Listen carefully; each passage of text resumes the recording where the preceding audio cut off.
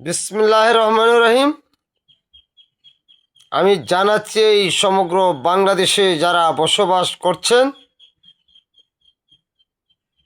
যখন ইন্নুস বলছে যে প্রধানমন্ত্রী শেখ হাসিনার বিভিন্ন জায়গায় সোনা রয়েছে, সেই সোনাগুলা কোথায় জনগণের সামনে হাজির করে দেখাতে হবে। এই বাংলাদেশের মানুষ চায় প্রমাণ। যে যেখানেই লুটপাট করে নিয়ে থাকো না কেন, সব যেন একাত্র অটুট থাকে। যদি এক তুলা পরিমাণ জিনিস এপর ওপর ছুটাছুটি হয়, তাহলে কিন্তু কেউ ছাড় পাবে না। এই বাংলার জনগণ বুঝিয়ে দিবে যে লুটপাট করার কত শাস্তি। সেই জন্য বলছি যে যতই হিসাব রাখছ, ততগুলা সব বুঝিয়ে দিতে হবে।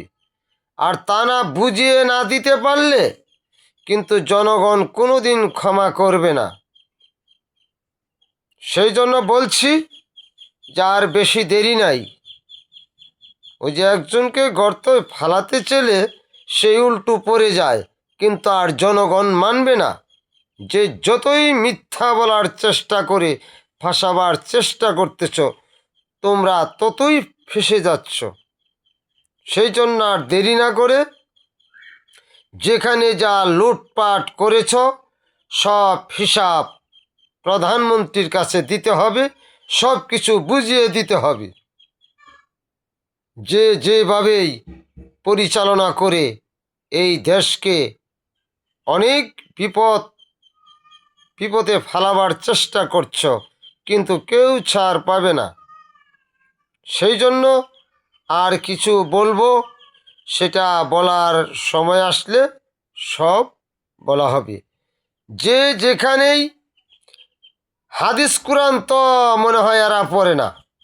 হাদিসে লেখা আছে, মানুষের গিল্লা গাওয়া, মানুষকে বিপদে ফেলা, আর মানুষের জানমালের উপর লোভ করা যে কতটুক পাপ, সেটা টের পাবে হারে হারে। সেই জন্য যে যেতটুক করছে ততটুকুই তার আমলনামায় লেখা হয়েছে।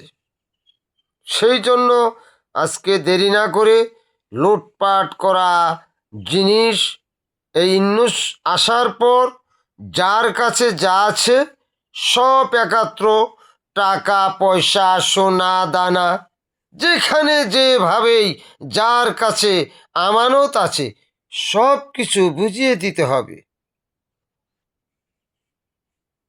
আর কিছু বলার নেই। এই বলে বিদায়। আসসালামু আলাইকুম। আল্লাহ হাফেজ। জয় বাংলা, জয় বঙ্গবন্ধু। চিরজীবী হোক এই আমাদের প্রতিটি বাংলাদেশের মানুষের ভবিষ্যৎ নিয়ে বিদায় নিচ্ছি। আল্লাহ হাফেজ। শফিকুল ইসলাম।